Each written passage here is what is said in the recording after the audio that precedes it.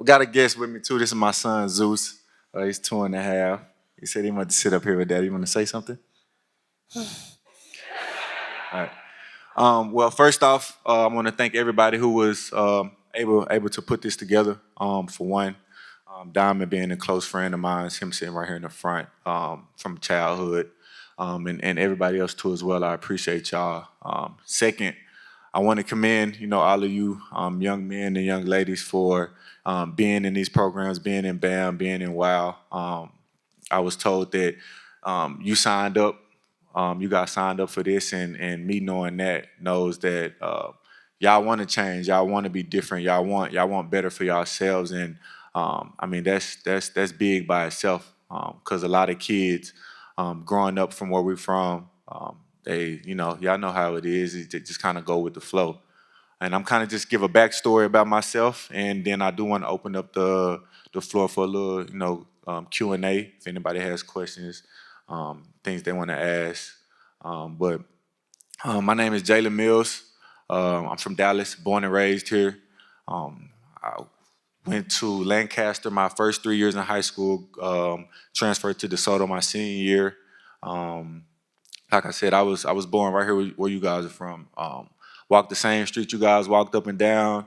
More from Oak Cliff than I don't know where every school is right now. Grew up around Daniel Dale Park. Same park I know probably a couple of y'all play at or drive around or around town. I went to LSU. And like you seen, I got drafted to Philadelphia. I'm on my 10th year in the league. So that's super big. I'm blessed to be that. Also, I grew up in a single parent home, raised by my mom with an older brother. He is 34 years old. So my mom is a strong black woman. She raised two young men. Both of us are, living great lives. And kind of want to break down too as far as school goes with me. I wasn't a big school guy. I'm not gonna lie to y'all. Like I didn't like school. I know I got a son here, so I gotta tell him I like school, but I didn't like school. Right. So didn't like school growing up. I just like playing sports. But one thing that I knew about me is I'm gonna make sure, and it's not a good mindset to have. I'm gonna make sure that I'm gonna pass just enough so I can play in that next game, that next Friday or Saturday, whatever it may be. Um, and I think that kind of having that mindset, it kind of it was bad for one, just by the struggles that I had in school. Going into my senior year, my GPA was horrible. That's why I had to transfer to DeSoto. My GPA was horrible. My GPA was like, I think like a 1.8, which is, yeah, I know. I was a bad kid. I'm not gonna lie to y'all. I was a bad kid. I was a bad kid. I know. Bear with me. Bear with me. Bear with me. Bear with me. Bear with me. Right. Um, so like I said, I would just do the bare minimum. Like I was cool with, getting a 70 on the test. As long as I didn't get a 69, or if I had a teacher who was like, if you get a 69, we'll round it up and we'll make it a 70. Like I was cool with that. But it also kind of bit me in the butt towards the end towards my junior and my senior year when I actually decided that I wanted to make a change. I wanted to go to school. I wanted to go to college and be the difference. I am, like I said, I am one of two children. My brother did go to school. He did go to college, went to junior college. He didn't finish school.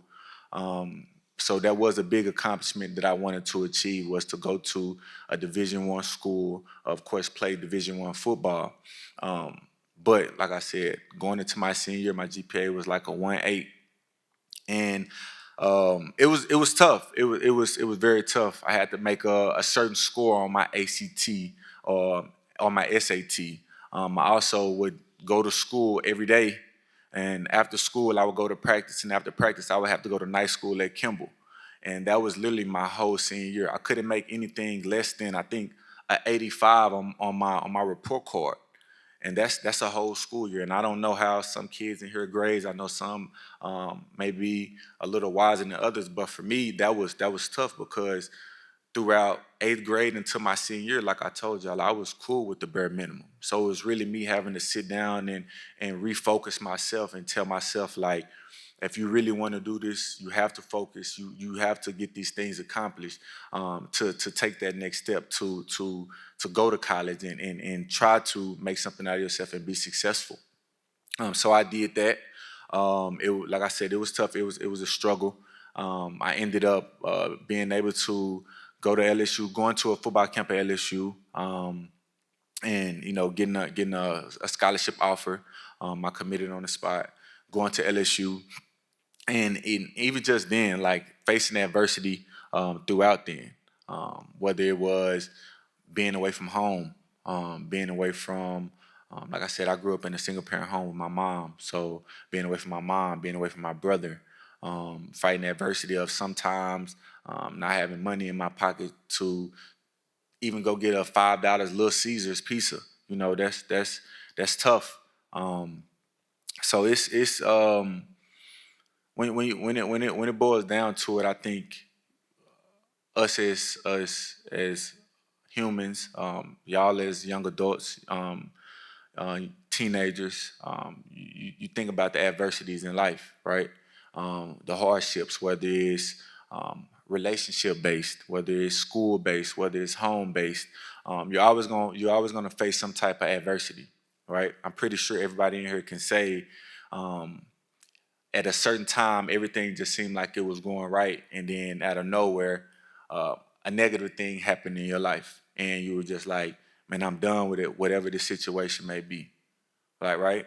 I'm going on year 10 in NFL, and it's at times, I face that now. And people may think, oh, you're in the NFL, you got money, you living the dream. But at the end of the day, I'm human just like y'all. That is also one of the reasons why I want to come up here and talk to y'all, to let y'all know, like, I come from the same streets that you guys come from. Like I said, like, you're all right. I come from the same streets that you guys come from. Like, I've been in the same stores, in the same malls, that you guys come from, and let y'all know that this is possible. Like, and for one, like I said, y'all, trying to make a change, being in this program, like, that's big. Like, I know me coming out of school, like, it wasn't a program to my knowledge that did things like this to give you guys different opportunities to make a change, to better yourselves. So for one, like, y'all keep pushing that agendas for yourselves individually. For one, because at the end of the day, I know how it is sometimes. Like, you want to make it, you want to be better for yourselves, and you want to take care of your family or whatever the situation may be. But for one, for you to do that, you have to do that individually first. You have to be better for yourself first, right? Because if you're better for yourself first, then you can help the people around y'all. Also, I want to hit on friends too as well. You have to know how to distance yourselves from certain friends, from certain friendships, or even grow better friendships with certain people. We all know right from wrong. You know when you're doing something right. You know when you're doing something wrong, right? Can we agree upon that? Right. All right. So when that comes, I got a lot of friends, lot of friends from the city right now that, unfortunately, are sitting right now incarcerated. Best friends, people I would hang out with 10, 11, 12 at night, chilling on the green box, just talking and hanging out, like, incarcerated. But I pivoted myself, not necessarily from our friendships with them, but the things that they were doing wasn't in my focus. It wasn't in the vision that I had for myself. Still cool with them to this day, love them to death, but like I said, individually for myself, I knew I had to make a change, and that's what I want y'all to think about when you chilling at home in the car, playing the game. Ladies, getting your hair done, get your nails done, whatever it may be. Just always think selfishly, though. It is a selfish act, but it is for yourself. Just think about that, making a change for yourself individually first, and we all know what change that is. Whatever it may be, whatever you're doing. If you know you're not, like we just agreed upon, it. You say you're not supposed to be doing it. Like, try to make that change. And that's really just kind of all I got for you guys right now. I know we are going to get into some more, intimate settings in the back room, and I do just kind of want to open up the floor if anybody has any questions, and I definitely answer some for sure.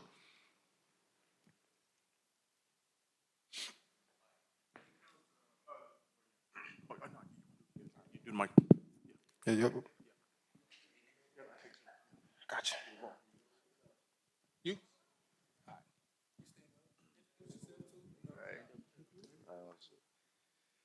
Um, Hello, my name is Kendrick, and that's not funny. My question is, when it comes to like really making it to that next level of success, when it comes to like sports, do you believe like consistency and always like showing up no matter what it do, or like what you got going on, is the most important part in just making it that way? Because you can have like some insane highs, but never really like be consistent enough to where those highs are just a common thing. So I want to hear your take on that.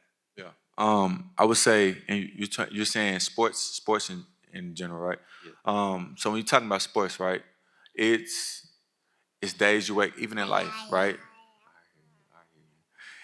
Even right now, you got days where you may wake up and you're ready to go to school, and then you got days where you're like, I don't really want to go to school, right? I'm in the NFL now. It's days where I wake up and I'm like, I'd rather snooze this alarm a couple more times, or I don't really want to do this, or in these days where I'm like, I'm ready, right? So when you talk about consistency in life, that's a small adversity that you're facing right there, right? Where you like, what's the margin or the line of, do I really want to get better today? And that's the mindset that you have to have. Outside of, it's somebody else who is gonna do it. If I'm not gonna do it, somebody else gonna do it. Whether it's at Skyline, whether it's at Carter, whether it's at in San Antonio, whether it's in Florida, whether it's in California, somebody else is doing it. So having that mindset of, I'm gonna be consistent. Nobody's gonna work harder than me. Nobody's gonna be better than me, no matter where it is. I think that's what'll always get you over the hump. Thank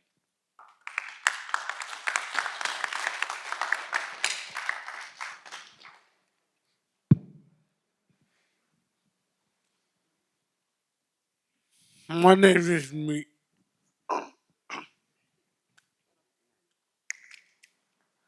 My name is Miguel. Why you don't pay at the Cowboys? Like, come on. Like, come on. Transfer to trade. Come on. I'm sorry. My honest question. How you doing with mental health? That's a very, very good question. Um, I think that kind of goes on when I was saying like, because it's easy, right? It's easy to it's easier. I can say it's easier to talk to your friends sometimes than it is to talk to your parents. Correct? Right? So that goes to also, I think, like I said, knowing to what friends you have to distance yourself from in certain things, and some friends that you have to, lean on. I think those friends that you know that you can lean on, those friends that you know that I can be personable with this person, or I can be vulnerable with this person. I think those are the friends that help when you're talking about how you can deal with mental health. Because I think with mental health, it's really all about um, venting, saying your problems, what's going on with you, whatever the situation may be, and having somebody that understands you personally and can give you also good advice to try to get you in a clearer mindset or in a positive mindset.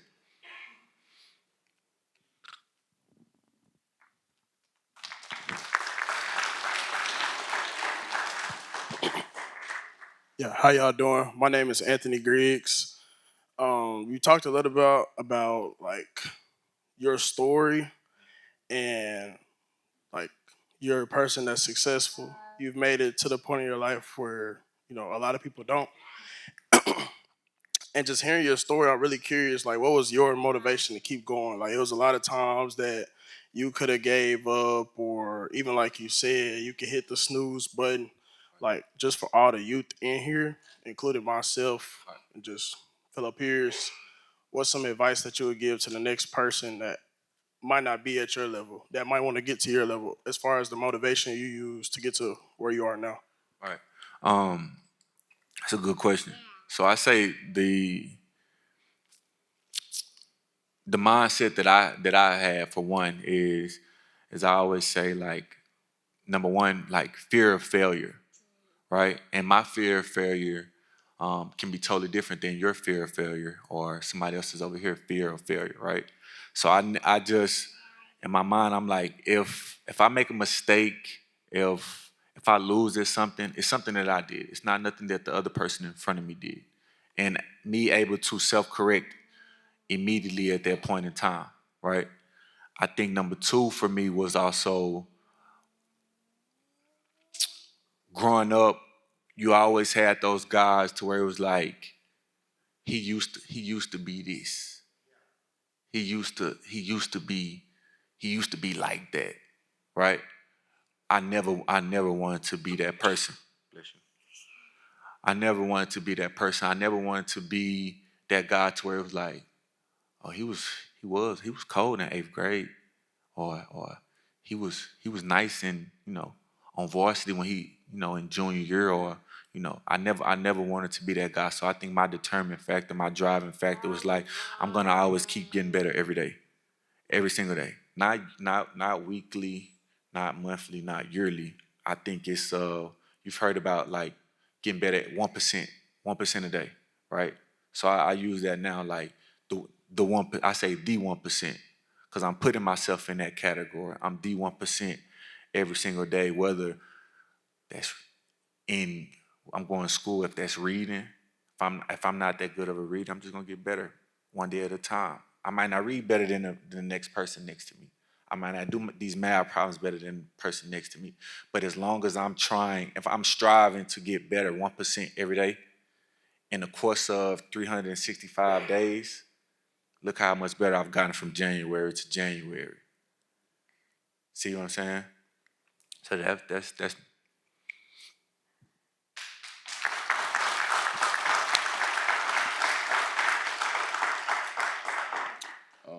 So first, I want to say thank you, Mr. Mills, once again for just giving us this opportunity and being here and sharing your story. I heard you speak to growing up in a one-parent household. So before you answer, I want you to reflect back, think as if you were that teenager again. mhm, You also spoke to how you showed up bare minimum in regards to academics, right? right, So as you know, and you spoke to, these young people choose to be here and show up for themselves, right? correct. So I want you to reflect back on how you were as a teenager. What do you feel like you could have done better to be supportive to that one parent household? That's a really good question. Um, Things I could have been better. I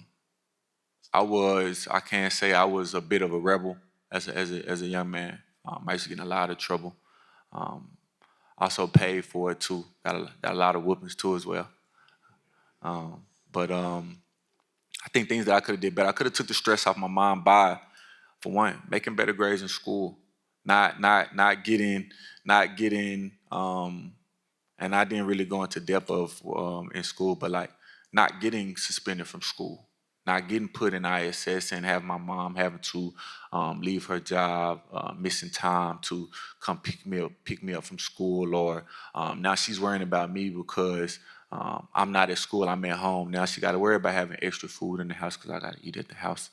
Um, and just really just like I said, just being a better child overall. I think the biggest thing aspect is going to school because I mean it was hard enough as well already with us being living month to month, our paychecks, and now I'm putting more stress on her because I am getting in trouble at school. I am doing all these other different things. So I think my biggest thing I think my biggest thing is that not just staying out of trouble in school, and really focusing on what I need to do while I'm there.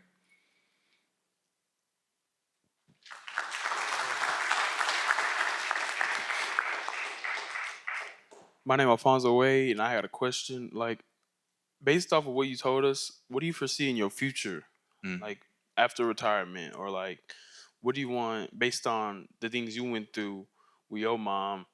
How do you want your son to, grow up? Yeah. Well, for one, I say, how do I see myself in the future? And I was just talking about this with Dom, and I definitely want to try to do some type of, and this is how I learned to be a better man. Um, through coaching. That is one person. When my friend back here he asked about mental health, I didn't have a father figure in my life. So one of my, I call him my mentor, my coaches, from my junior year all the way up until now, I still talk to him to recent date. He was one person that I could vent to, but he also gave me that space to be comfortable to talk to him, to trust him, because he helped change my life over. He helped me. He actually sat me down and told me like, "Hey man, you're a knucklehead, but you have potential to go and play football at a high level," which nobody told me. Nobody in my family told me that. I didn't really think of that of myself. I'm just playing football because y'all know how it is in Dallas. Like you play football, you play basketball, you run track, or whatever the situation may be. That's just what you do. So I would like to coach or be some type of trainer, and just get around young men and get them a comfortable space and let them understand where hard work gets you. Hard work, if you really do focus on it, it can get you to the next level. And then with my son, just instilling being responsible, being respectful, and and just being a good young man.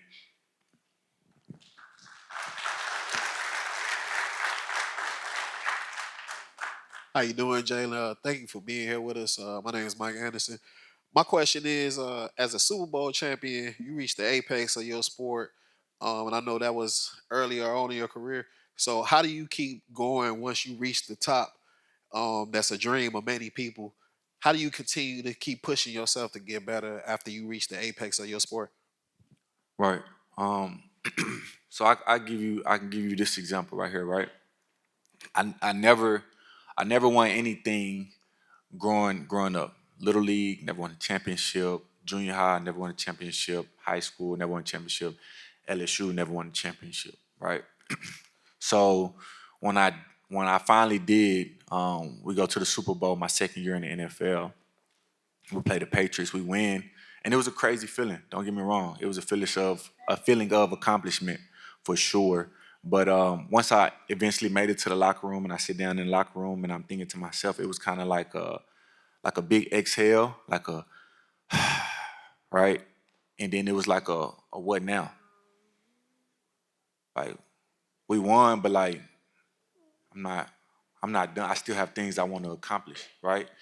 I don't know if say you buy your first car, right?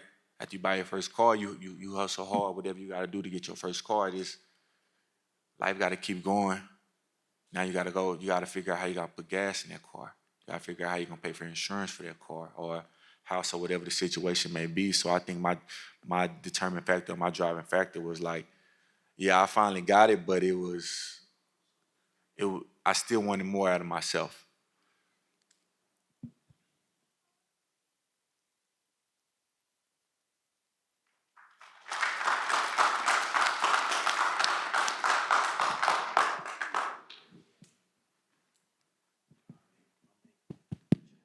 Let's get it one more time for Jalen Mills, y'all.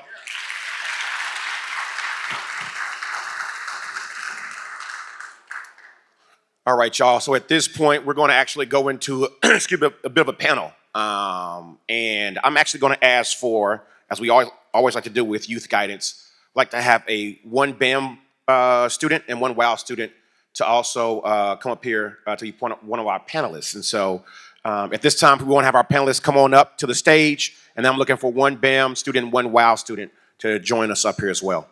Youth Guidance Dallas, it's an honor to be with you all on today. Kind of cutting it about. And I am so honored, King, to share the stage with you, Brother Mills. So I want to thank you so much, man, for your time, brother. We really appreciate it. Yeah, absolutely. Let's give it up one more time. So what we're going to do at this time, family, we're actually going to go through again and do a panel. This panel will talk a lot about safety.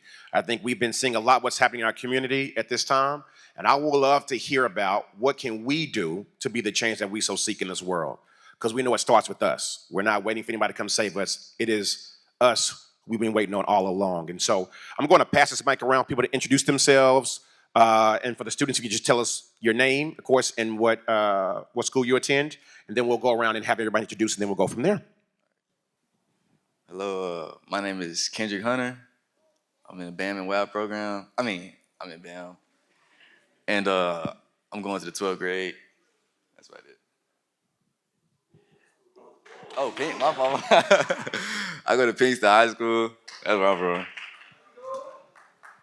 All right, everybody. My name is Mike Hurley. I'm excited to be with you today and look forward to answering any questions you guys have and hopefully being some sort of a example and positive influence for you.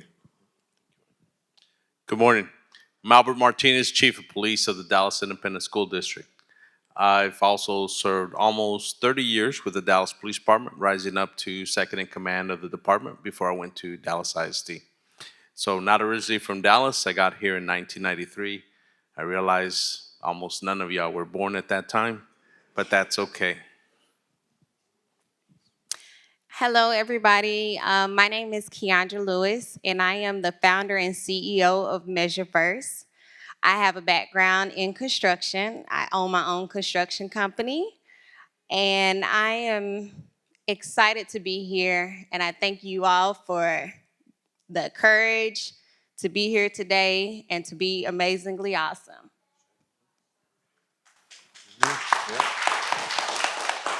My name is Genesis Diaz. I'm going to the 11th grade, and I'll go to Lincoln High School. All right. You know they gonna put it on for you too. I love it. I love it. All right, y'all. So let's kick this thing off. Let's start off with the first question, which is, what is your vision for a safe Dallas? What's your vision for a safe Dallas? Of course. I would say my vision for a safer Dallas would definitely be gun violence. That is kind of one of the reasons why I got into this. It was a situation at one of the schools in Dallas, and it kind of just opened my eyes that I do have a positive influence on this city, on this community, and that's just kind of why I wanted to focus.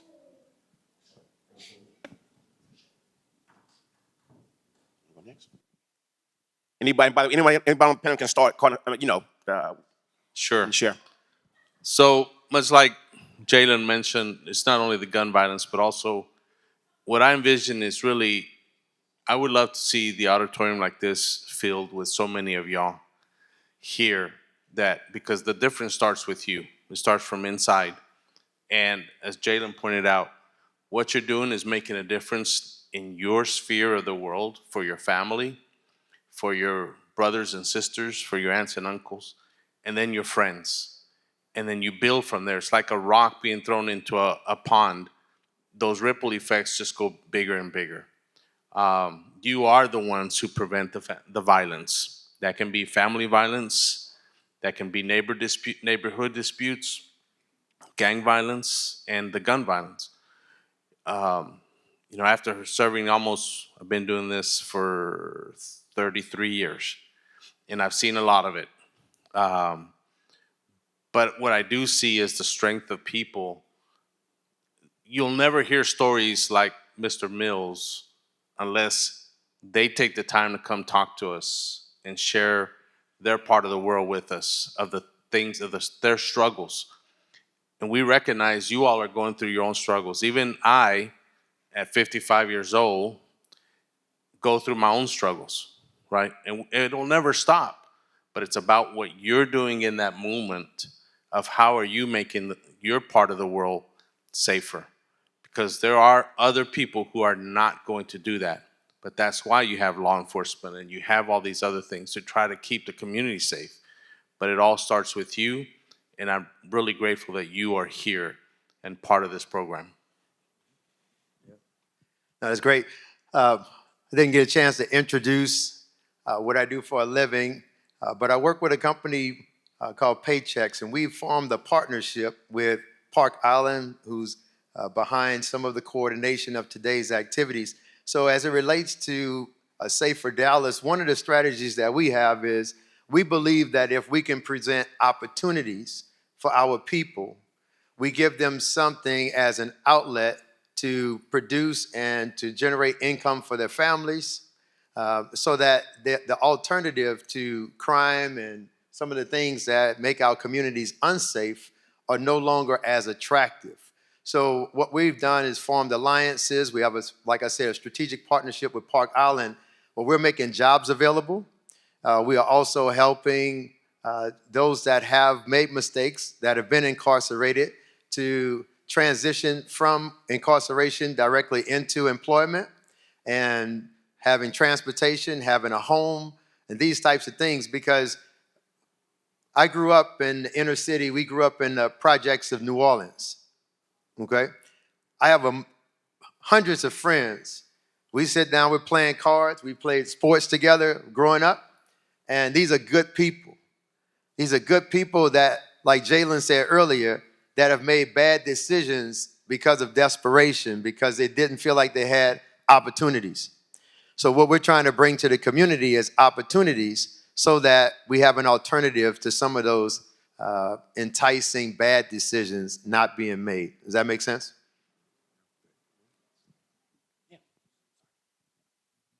And just to add to that, I believe to make a safer Dallas and just in general, a safer world environment for us to be able to operate in is knowledge is power, okay?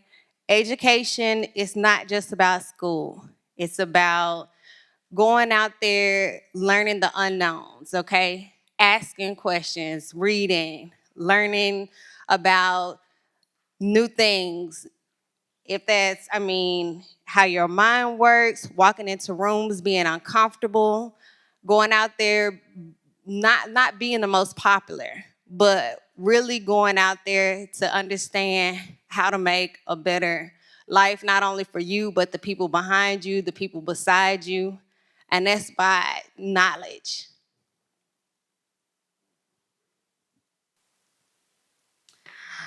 I would say trying not to fit in. I think as high schoolers and stuff, I feel like most people try and fit in instead of being the most popular and things like that. So I think you giving yourself your name, because I mean, yeah, people got the same name and stuff, but it's the same meaning in the things that you do to give yourself that meaning towards your name. So not trying to fit in with everybody and just doing your own thing. Love that.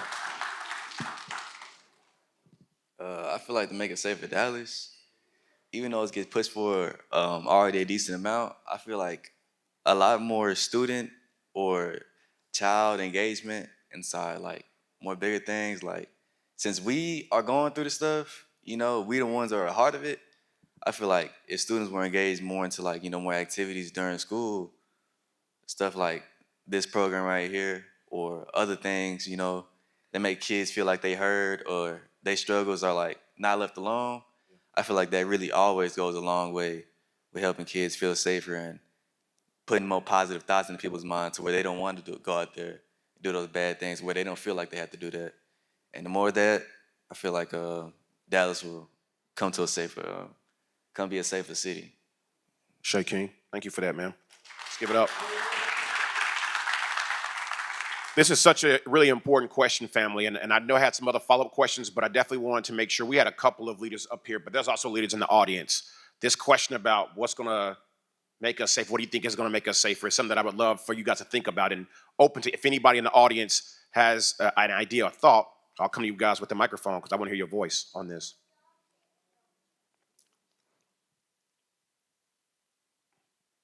Any ideas of how we can make this safer? I heard, we see it? Okay. Yep. Oh. And I want to just honor Chief Martinez. She said, good people can do bad things. Good people can do bad things. I want to center around, we all make mistakes in life, right? We're not looking for perfection, but for progress. Thank you. Good morning. I'm Sonia Campbell Curry. I work with youth guidance. And to me, I think one thing that would absolutely make not just Dallas, but overall America safer is by making sure that we invite the right people to the table. I think oftentimes we are making decisions about young people's lives, but we never ask them, what do they think? We're making decisions, we're telling them where they should go, what programs they should participate in, but we never inquire, we never invite them to the table. about their lives. We plan out their entire lives, where they should be, what time, why it's important, but we never inquire like, well, what do you want to do? Do you really want to be a cheerleader this year? Do you want to play football this year? We never do that. We tell them what they're going to do. And I think it's important. We have to invite the students to the table, but also the parents. I've raised a co-parented, raised a son who has been successful, but I know what it's like. He's had so many friends who were raised by single parents, and when you never invite the parents to the table, then how can they really help the kid? And so I think we have to make sure, Chief, when we're having these meetings, that we're inviting the parents, make sure that we're inviting the students. And I want us to get engaged with our students before they're about to go to lockup, before, because they show the signs. I think all of our kids show signs when they're in need, but sometimes I think as adults, because we're so overworked, we don't pay attention. They'll be okay, we'll get back with you next week. Next week might be too late. And so as leaders, we've got to make better decisions. And although it may be time consuming, it may take a lot out of us, invite the kids, invite the parents, and even the other parents who may not actually be in the home. Maybe now they may have a change of mind. They may want to get engaged. That's all I have. Thank you. I think we have one over here. Is there one in the house? Is there one in the house? Getting my steps in, y'all. Where? Oh, Nate. There. There y'all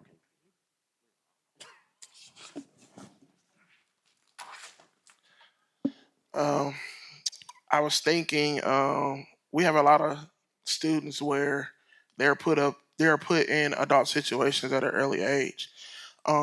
Having work programs, not only through the schools but in the communities to assist these students in having decisions either on trying to help bring income into their house because like I said, a lot of these kids are facing situations where they're forced to become an adult at an early age, and having at least a job where they can contribute to the household in any shape or form besides having to go out there and make those decisions to get in the streets. I think that'll be a better look for the city of Dallas.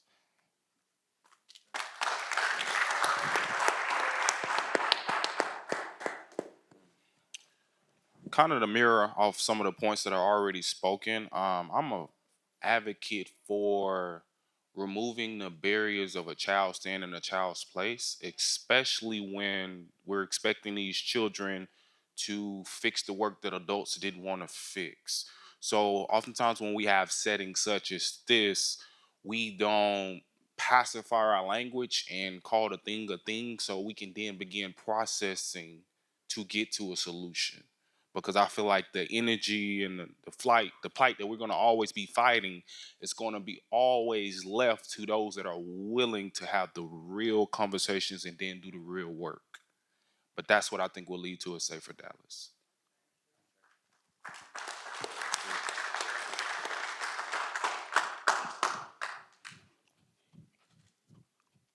Jalen, I'm running like I'm doing training camp with you, brother. How y'all doing once again? My name is Anthony Griggs, and correct me if I'm wrong, but it is Men's Mental Health Month this month. I just feel like as a young black man, I'm currently still in college, and I feel like a lot of the times men they never get away from that growing up stage where maybe if you didn't have two parents in the household, or even if you did, not having that outlet to be able to talk to your parents or being able to see other kids have relationship with their parents that maybe some other kids they don't have that type of safe environment. And my point of saying that is just being more involved with not even just the young men's mental health, but just overall the youth's mental health, because I feel like that's something very big, even within our generation. But like I said, I feel like men especially struggle with that, like even carrying on past teen and early childhood. I feel like it just carries on, and breaking generational curses is a very big thing. And it just seems as if like I still struggle with that myself. Like just feeling that sense of hopelessness, carrying on with my life, uh, not really having my dad there. And I just feel like that's something really big to have with especially young men growing up because these are our future leaders, our future husbands, and people's relationships. And it's just very big and it just goes unnoticed. So. Let's give it up. Thank you for that, King, for your vulnerability, brother. Appreciate that. What's going on, everybody? Diamond. I think my thing is influence. Just the proper influence that these young men and young women face. And having the proper resources and knowing that there are more things out there than what we see on the internet, and there are more things out there than what we see in our communities. For me, I know my parents and the, the the teachers around, they preach going to college, which is a great thing. But there are also trade programs. There are also other resourceful programs that a lot of young men and young women don't know about because, you know, they're fed certain information about get rich quick things and stuff like that. So just knowing that there are more opportunities other than sports, there are more opportunities other than quick money. There's more opportunities than just the quick stuff. You can use your mind, you can use your body in order to go to the next level. So yeah. We got Hey, one Mike, more, and then you mind if I Yep. say something here? Yeah, please. So one of the things I want to say to everybody is I'm really curious. I think somebody mentioned it a moment ago. Young lady who spoke as a mother of understanding what you guys need, right? Understanding what you are looking for as the students right now. You're in your teenage years. These are your formative years. This is where you're going to make decisions that decide what course you're going to go on in your life. So I'm really looking forward to the rest of the day where we, as mentors and stuff, can hear what you guys are thinking and where your minds are. And the reason why I bring it up is because you have in front of you right now a great resource through youth guidance. Somebody just reminded me of this. I was sitting back and I was thinking, people ask me all the time, how did you make it out of the project areas in New Orleans? How did you do it? And I started thinking about directional concepts, the YMCA. I just started thinking about all the programs like youth guidance where I saw people like Jalen, like the people that we have on the stage right now, saying you can do it, you can be something. And at the time, my dad was an alcoholic, addicted to heroin, right? So we're trying to figure out how we're going to eat. We're opening the pantry of our house. There ain't nothing but a can of beans and a can of corn in the pantry. There's nothing to eat. So when I sit here and say it's programs like this that can really make a difference, you guys, I would just implore you, I would encourage you, like the young man right here was just talking about, how do you deal with mental health? How do you deal with your household situation? If your household situation is not ideal, I want to encourage you, that's why you're here today. Because you have a God that's faithful to you, and he's surrounding you with men and women that you now can go to and say, how do I handle this situation? I don't want to hear about what everybody else or what generically happens. This is what I'm going through. Can you help me? How do I improve 1%? Jalen talked about that earlier. We're here for you. We're not here just to talk from the stage. And so lean on the people around you. It's mentors like the people that are in here. I remember sitting in a session just like this when I was your age. A guy got up in the front of the room and said, I'm an electrical engineer, and I used to be in this school. And I thought, shoot, I'm going to be an electrical engineer. Before that, I was like, I don't know what I'm going to do. But I saw a guy in front of me that went to the school I went to that said he was an electrical engineer. So with it, me and my brother sitting right here in the front row, we became electrical engineers. This is the power of examples, of mentorship. And I just want you guys to know we can, there's this process called reparenting, where people that are not your biological parents can stand in the gaps and help you to develop in areas where your parent was supposed to do it. My dad was a great guy. I'm not trying to belittle him. He was a fantastic man, but he was addicted to drugs and alcohol as a result of his time in the Korean War. He wasn't available in some ways. But there were other men in the community that said, hey, young brother, hey, man, go down to the park and play ball. Hey, man, don't do this. And so what we're saying is that all of us, all these people that have been working with youth guidance, we're here to be that voice for you, to be that ear for you. Shay, I appreciate it, brother. Yeah, give it up. Hello, my name is Taylor Martinez, and I'm a youth advocate to end gun violence. One or multiple ways that I think can end gun violence and make Dallas safer is through the community. I know a lot of cops, I know a lot of people that thinking assigning 5 officers to a school, it's easy. It's easy to just go ahead and, go there and protect that. Going and creating a community, and it's harder to create a community. It's harder to connect with everybody. It's harder to go and help each individual person, and I think that's what everybody should do.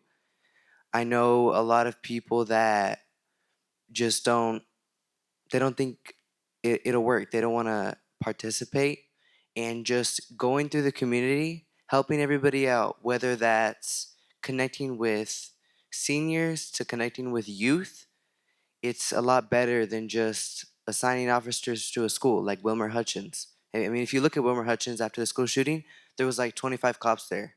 I don't think you'll feel safer having 25 cops just surrounding you. It'll feel more like a fortress. It'll feel like more like a military base. You need to go and help each individual person, go and put the effort that's needed, just like youth guidance does, and really make an impact through whatever means necessary. Thank you. All right, appreciate it. All right, we got one more over here. Okay.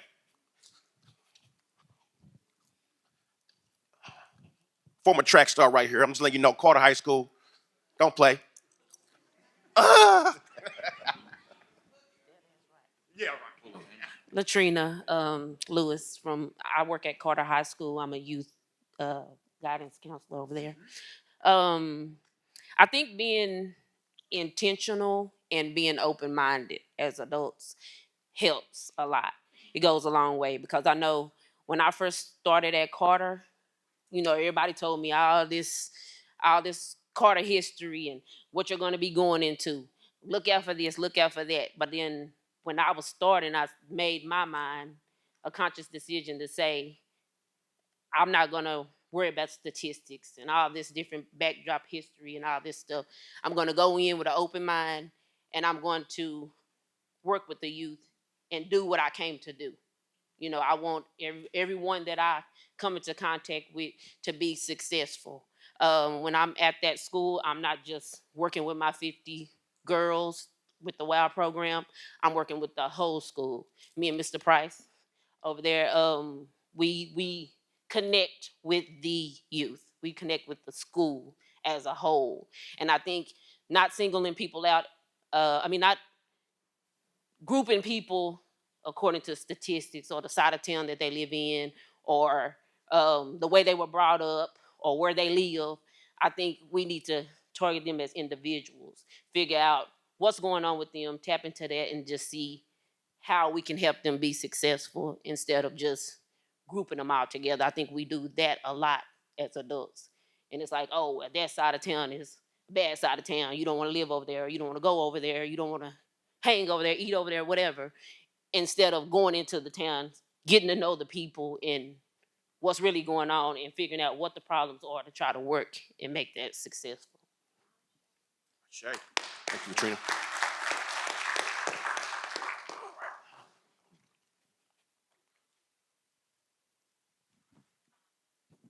Thank you, thank you. I'm Latoya Edison. I am the curriculum specialist here with Youth Guidance Dallas. And as I was listening to everyone's response, it really made me think about how intentional it is for us to also remember to listen with the intent to understand and not just respond. I think when we think about safety, we are constantly in a state of listening to people, but we're not listening to truly understand what they need. We all have an individual need that is placed in the center of why we respond the way that we respond or why we don't respond the way that we respond. So if we take the time to be patient with ourselves and the people that we are surrounded by, whether it be people that we work with, people we're in programs with, people we're at school with, and actually take the time to really understand them for who they are. I know Genesis mentioned like not trying to fit in. It's hard not to fit in when you feel like if I be who I am, then people aren't going to really listen to me. So I have to pretend and put on a mask. So if we just do the work to pause, take a breather, and just listen with the intent to understand what people really need, I think we could really help make Dallas, but just the world more safe.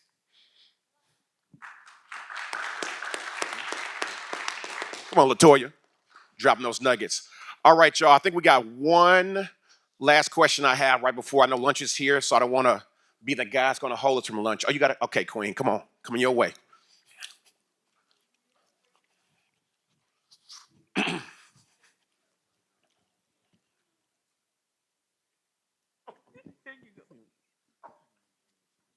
Well, I'll go ahead. I know it's almost lunchtime, but I just wanted to add to what everyone else has said about being intentional. Toya comment was very poignant as far as listening to understand, not to respond. And I want to empower the young people in the room. You have great resources. You have people, adults here who support you, who listen to you, who provide safe spaces for you.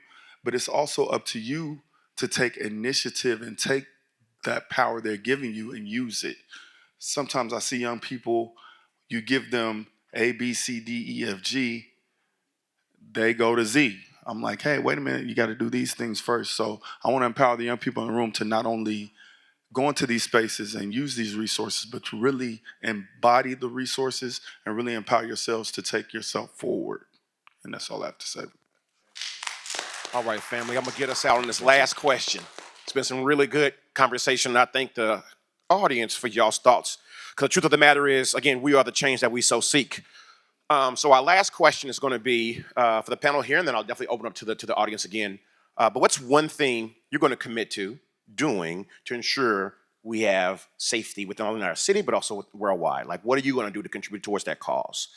Anybody can start. I'm not going to put you on the spot. Jen's looking at me like, hey, Barry, is it me again? Nah, you good, King. Whoever wants to go, though, can answer that question first. So, one of the things that I've done to take the initiative to help improve the world, all of the things, is I created a nonprofit and it's called Growing Up Southside. Growing Up Southside is basically an initiative of all the things that we talked about, of like allocated resources, exposure back into obviously Southside areas, not only just in the United States, but all over the world by providing education, providing us with all of the tools that we need to be successful, to actually be competitive to our North residents in that sense.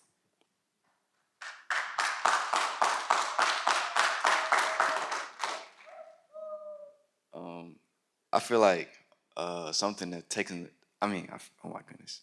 I feel like a big step towards this goal would be for the kids. You got to realize you also have to take that step into actually voicing your problems. A lot of kids are already setting that mindset of nobody really care about what I have to say, or what I have to say has no meaning. You have to break yourself out of that mindset. You have to know that what you have to say is very important and it holds value. So don't hold yourself back. Go out there and voice what you need. Take that step so they can help you and we can start something new, start something big.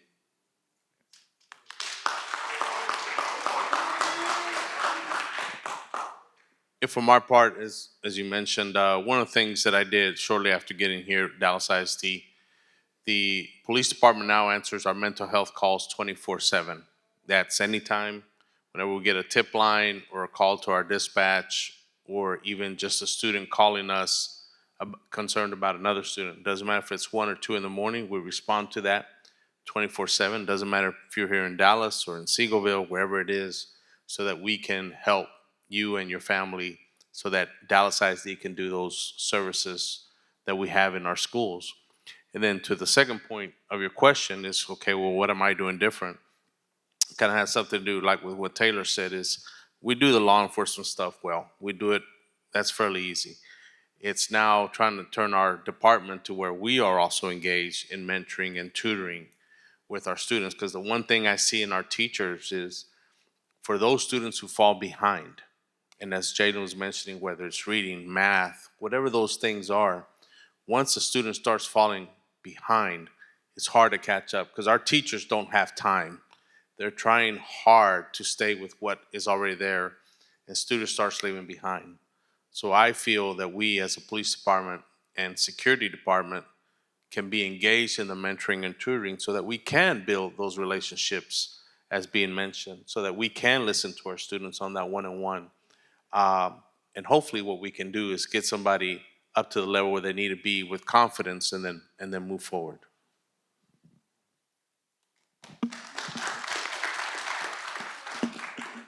What I can say is I feel like me using myself, me using my influence, and just showing, showing kids, showing y'all that, I come from the same household y'all come from. I went through the same things that you guys are going through, or have went through um, in your household, and it's okay to bet on yourself, and it's okay to play the long game. I bet on myself, and um, like Diamond said, though, you have those trying to get to A to B quick. It's okay to go to A to Z. It's okay to take that long game. Like that's like it's well worth it in the end. It may seem long, it may seem hard, and it will be hard. But just showing y'all that I was a person that did that, and it was well worth it for sure.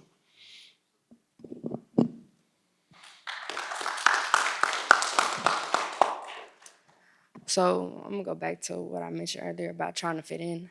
Um, you don't gotta be the stereotypical athlete, the stereotypical football player, the stereotypical basketball player, nothing like that. Like, you can join youth guidance, you can join a nonprofit organization that's helping your community and stuff. And it's not uncool or whatever. Like, you don't gotta fit in with everybody. You making a name for yourself and giving your name that power, it leads you to get better opportunities and things like that. Um, Me, I'm a all-around athlete. I play basketball, football, volleyball, a whole bunch of different sports, and I still am able to join the youth guidance while and bettering myself to eventually be able to better the community once I get older and things like that. So.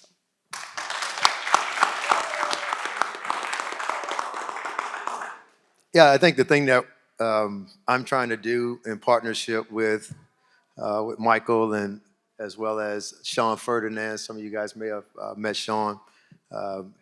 He and the guys own Park Island. So I think the part that I'm trying to play now is to channel resources, to get funds, to get money into the hands of the organizations that are doing the work, like Youth Guidance.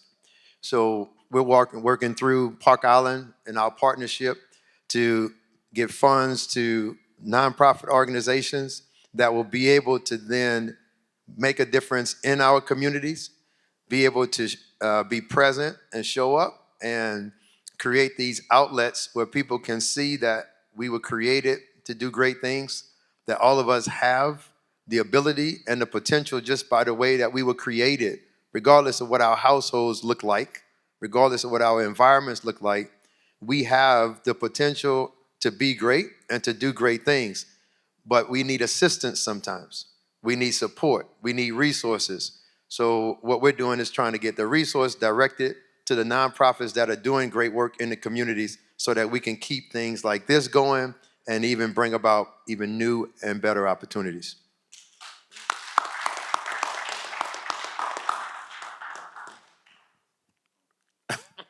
All right. Let's get it one more time for the panelists, guys. So before we dismiss for lunch, I had a couple of announcements. But before I do that, I would love, we got some people in the room who may not be familiar with BAM and WOW. And so we do have a BAM student and a WOW student on the stage. Would you guys mind just sharing, not to put you on the spot, but what does BAM mean to you? And what does it mean to you in your own words? Yeah? To me, BAM just means it's a way to just break into your true self. You know, when you coming to BAM, it's really to just make sure you get to maximize your character and your person and the things you can do in life through sitting in that room, in that circle, and just getting better. You know, getting better every day. The core values are 7. Should I list them or should I just? I said accountability and integrity. Those two, they made me to who I am right now. You know, accountability made me realize that yeah, you make those mistakes, you do those bad things sometimes, but if you can own up for your mistakes and as a man say that okay, I'm gonna get better, I ain't gonna do it again, or I know that I can be the best person. You can continue going and you can just, I don't know, be your best self. That's just what my personal few are. But through those 7, I mean, no, it's 6. I'm tripping. Through those 6, there are plenty of different ways other men can go in there and help better themselves. So it's just to go in there and maximize your potential. That's just what it is to me. I'm really rambling on now, so that's it.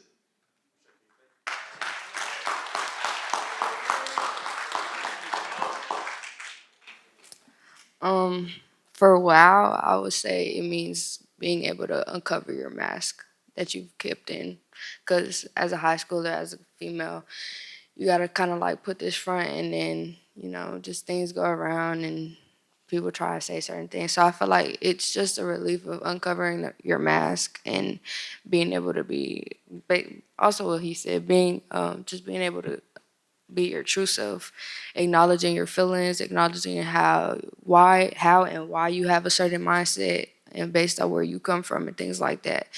So just being able to like not feel like you have to be this certain person all the time.